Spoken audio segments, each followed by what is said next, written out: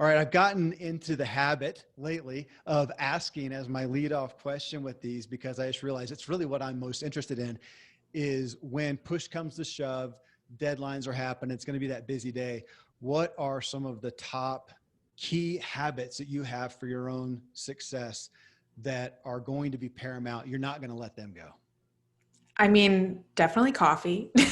Amen. I'm definitely a coffee drinker. I've done caffeine cleanses, worst weeks of my life. But Yeah. so I think that one of the things that I need before I start my day, no matter how busy it is just calm and clarity, because I am naturally like I feel like I have the heart rate of a hummingbird. I just like want to buzz off walls and do things that I get a lot of anxiety from it. And I'll wake up in the morning just with this like angsty, all these things swimming in my head, and feel like the way that I'll be able to calm it is by doing things. And I realize that that's actually not how I calm it. So a few things that I do in the morning, I've been trying to meditate. And this year, I really tried to take it seriously. I have like my insight timer that I use. And even when I'm bad at it, it still is helpful just by unplugging for like 10 minutes and just focusing on my breath. And so meditating, I won't say that I do it every day, but definitely when things feel a little bit more chaotic, I try to find some stillness. Yeah. But always journaling 15 minutes every morning. And now that I have Bright Pages to do it, it's easier, but Yeah.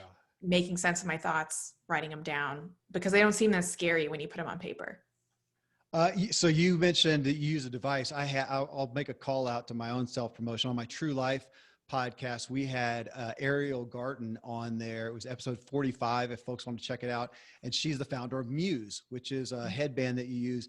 And I've been using that because it helps me I don't know. I want to say not lose track and get distracted, but at least alerts me when I do, because we should be in a therapy group together. Yeah. I get up in the morning, even on a sabbatical day, and I'm brushing my teeth fast and ready to go. And yeah.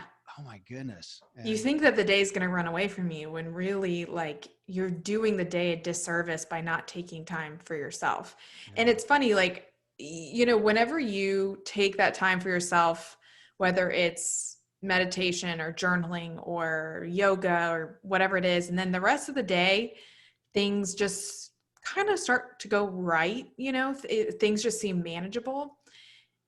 It's not a coincidence. Yeah. It's because you got centered and are able to handle things more. And so it was funny. I was like, oh, really? Whenever I journal in the morning, maybe it's just like serendipitous that my day goes better. And no, they're definitely linked.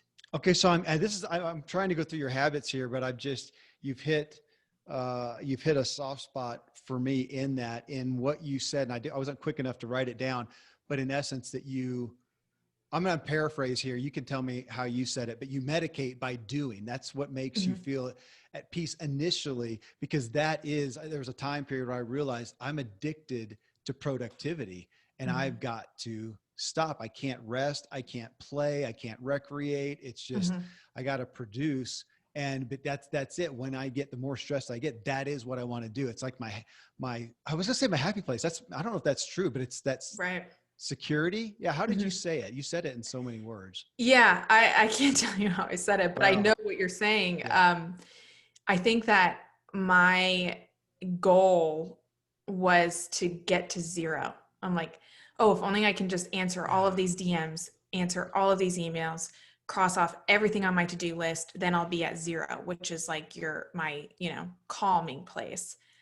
I don't think I've ever been at zero. I don't think anyone's ever been at zero. There's never this time where you're like, oh, kick my feet up on the table, turn on Netflix. I think I've really done everything there is to do. And so when you realize that you're always going to be getting there, there's never an arrival, then you just understand that the actual process of productivity and completing things shouldn't be the goal of a zero, but a goal of doing them well and enjoying them. And so instead of approaching it from this like angsty ambition, approach it from an inspired ambition. And so I think that we can do that by making sense of our thoughts through journaling in the morning or meditating or whatever that might be, where you're not, trying to put out fires, you're trying to place things in the right way. I wonder if you would resonate. So in my True Life podcast, my co-host is my closest friend outside of my wife, Dr. Randy James, and he knows me, and it was us talking together. And he says, Kevin, you've got to do the hard work of relaxation. Mm. That makes sense to me. Well, okay. I want to get into some other, so if we're looking at the habits on the personal health, physical wellness and nutrition, I want to know what you do, but I want to pull out before we hit that though. And it's something that I didn't go down that vein in the first show, but you live on the road. We didn't talk about that. You live full-time with your husband in an Airstream. How long have you guys been doing it? 2 years. Have you really? Okay. Yeah. Okay. Well, I dug that because my sister, Ashley Logston, people can find her on Instagram at Field Trip Gypsies. They just came off. Well, it was COVID that stopped it. And they came off of, I think, 3 years full on. Oh, wow. Yeah. The two of them and their 3 girls. That's awesome. And so they just bought a house, but then they just immediately took off and they're off again somewhere. Yeah. So you're doing that. So I thought that's got to make, I thought for me, from a physical aspect, I enjoy getting out and doing my exercise and all that kind of stuff. It's got to be, well, I don't know, is it harder or is it easier because you go to cool places? It's funny. Yeah. So pre-Airstream life, I was gym membership. Every morning you'd see me in there at, 6:30, 7:00. And I had either my class or whatever I was going to do. And then once we started living in the Airstream, there's not gym memberships that you go to in all these different cities. And I started to get nervous. I'm like, what, is my fitness level going to go down? And, but then I realized that like every single place we go, there's something that we can go explore and move, whether it's a hike, bike path. I got really into biking the past 2 years.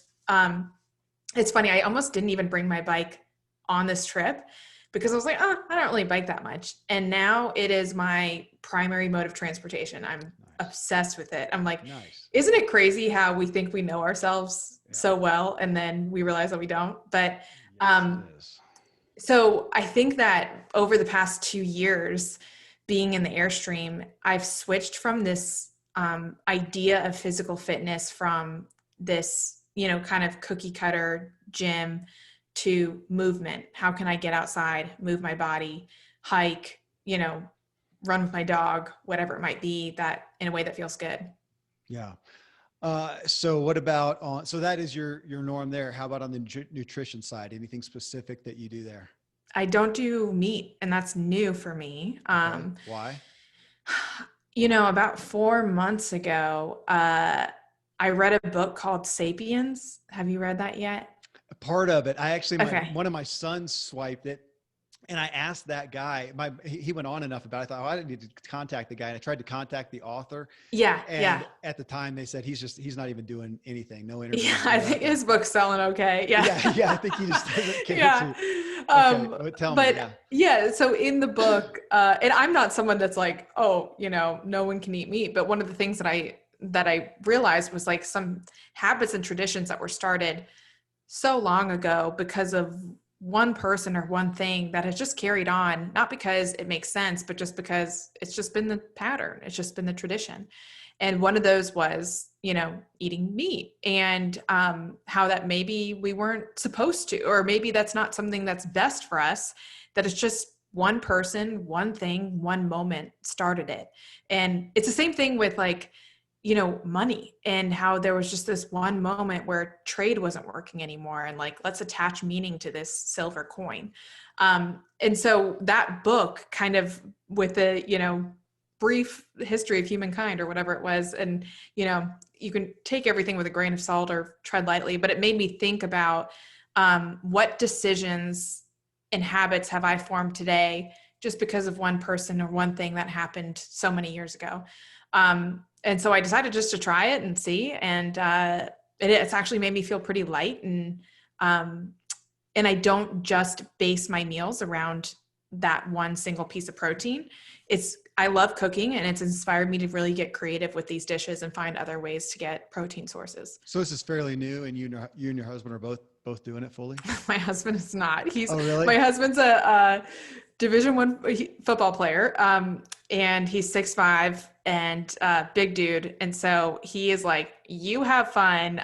So whatever I Yeah. make, I also will just make like a piece of chicken or a steak or something that he'll have my stuff and that. But bless him, I think that would be like his version of an escape room of like going vegetarian. Yeah. Yeah.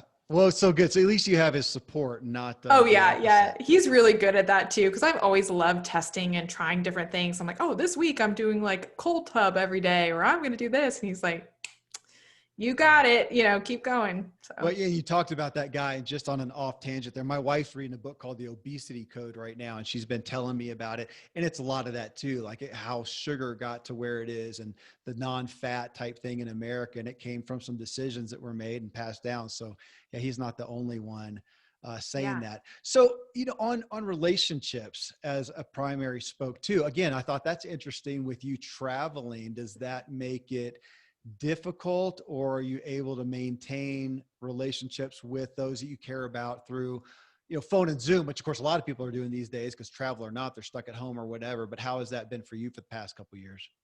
Well, with my marriage specifically over the past 2 years, it is a different. Hey Jess, I just lost your audio again. Okay. I mean, my relationship with my husband, I mean, it is a different marriage having been in the Airstream than it was when we left. Before we left, I was starting my business. He was in sales. And then we hit the road and we realized that him doing his sales job remote just wasn't working with Wi-Fi and cell signal. And so he left his job and was thinking about maybe what he might want to do next. And then I realized I was like, I need some help with things over at my business. And so he came and started working with me. And now he is like such a big part of my company. And I realized like our brains are so different that the things that I dread are the things that he loves. And there was definitely some learning curves, but had we not taken this trip in the Airstream, we would have never taken that leap and discovered that we could run a business together. Yeah. And so it really has changed our relationship in a way that we now have this like thread that we're both working on, that we're both sewing, and it's been really cool actually. So you did say right now you're in a house you just Mm-hmm. came back to your home. Is that right? Yeah, So it's one yeah. that you've kept. Yeah. So are you off the road for a while now?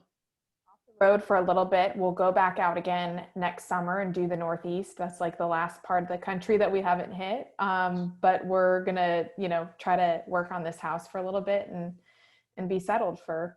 It's funny. I've been really looking forward to this. I'm like, oh, I just want to be in a house and have a Wi-Fi signal and like, just have that stability. But I can already feel next week I'm going to be like, I'm a free bird. Let's go back out on the road. That is fun. All right. Well, tell me about now again, we've talked about, journaling. What about just the spiritual faith side of life? What do you pursue there on a consistent basis? Well, I wasn't raised going to church or really anything. My mom's Jewish and, so we learned a little bit here and there, but they really just taught me and my sister to be good people. And it wasn't until I was feeling kind of lost running my business and just felt like I was gripping the future so tightly. What I wanted, specific outcomes, what I wanted people to do, how I wanted people to show up, and then being really let down when things didn't pan out the exact way that I pictured it. And it was through a few conversations with people who are really strong in their faith that showed me that like, I can't control the future. And I, can't, this like life that isn't a chessboard that I can move all the pieces to, but I can have faith that it'll be good. And I know in the previous episode, we talked a lot about optimism, and that's truly what I believe it is just this rooted faith that you might not know what's going to happen, but you know that it's going to be good and that you can be the one to bring it there. And so I think that that's where my faith really lies now, is just like lessening my grip on the future and trusting something higher that it's going to turn out, and that has done wonders for my mental health, but also just for my business, and not just being so singular driven on goals and being more open-minded to outcomes. So in our first show together, which folks, if you didn't hear that, it was episode 845, you talked about the beginning of Headbands for Hope and your heart for these kids who had cancer, going through chemotherapy and whatnot. And then I think it was towards the end of the show, you told a story about being at the trade show and getting the call from a girl who you had just been seen in the hospital, I think a week before, and she passed away.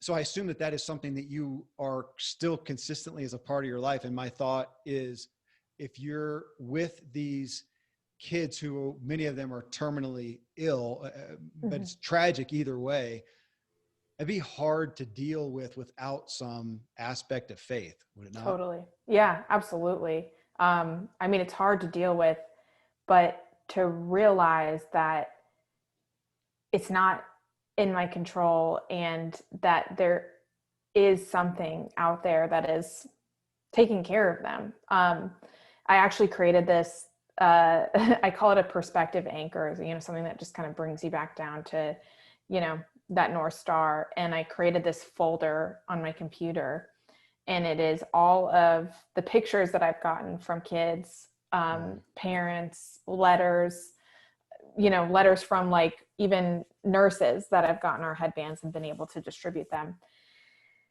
And I keep it on my computer, on my desktop. And whenever I'm feeling lost or whenever I'm feeling down, I open up that file and I can just kind of go through it and just realize like what all this is for, what it all means. And, at the end of that last episode that we were talking about, we talked about how things can get hard, and just because you're doing something good and meaningful doesn't mean it's easy.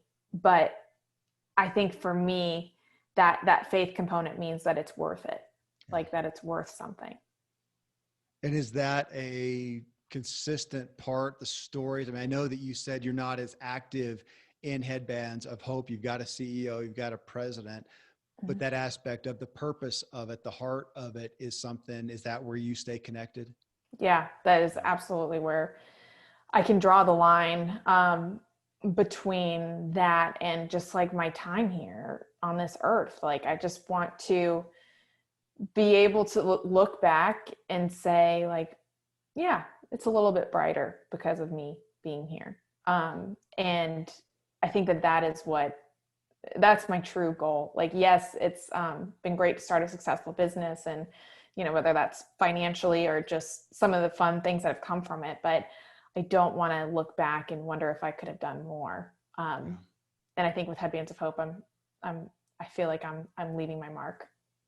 Well, obviously you have, and you are.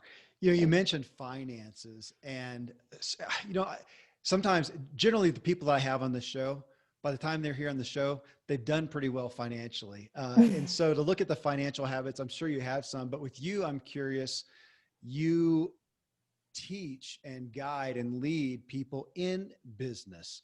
What are some of your primary, for those who are looking at going into business for themselves, becoming an entrepreneur, couple of the financial principles that you would put as top notch for them that you would want them to hold on to? Pick one metric.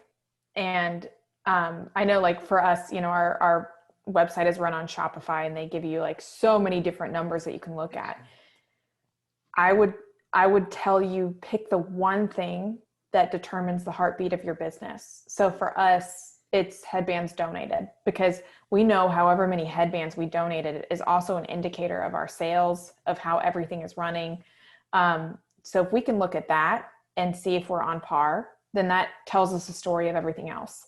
But I think in the beginning, not being a numbers person, I would get really overwhelmed by all of these different numbers. And so by picking one number that truly matters, like what is the most encompassing number that you can look at in your business, and just start there. Don't try to absorb everything about it. Awesome. Last one is the personal spoke. And to give that a little structure, I look at, is there a hobby? What are the fun? What are the things that you play with? It's just for you. It could be self-care, whatever it is, but the things that you do just for you. My dog, my dog is like one of the lights of my life. I know that sounds ridiculous, but gets me outside, gets me going, playful. And also I'm a mean ping pong player. So my husband and I go to town. How do you play ping pong on the road? Okay. So there's actually this contraption that any picnic table can be a ping pong table. So it's this net that has these expandable sides that you can clip it on to a picnic table, and you have your paddles. And so we played ping pong underneath the redwoods. I mean, in the Grand Canyon, we'll play anywhere. That's the first time I've gotten ping pong as a response there. That's excellent. What about just like on what you would say for the self-care, what you do to keep yourself grounded? Or self-care. Let me say full, to keep yourself full. Keeping myself full. I think that I'm all for treating yourself. Like, I think that when you find something that makes you feel good, for me, it's massage. Like, I'm like, I have like carry tension in my neck, and I'm like, for a while, I just tried to tough it out. I'm like, you know what? I'm doing well. Like, let me just indulge myself. And so just getting like my monthly massage, and just as a treat to myself, I think just reminds you that like you're working hard, and for what, and you can still put money away, you can still reinvest in your business, but you can also invest in yourself. Yeah. Well, that's worthy of a headline right there. Hey, thank you for the quick behind the scenes run through of what you do to make yourself tick, and what you do to help yourself bring what you do to all of us. Thanks again for the time, Jess. Appreciate it.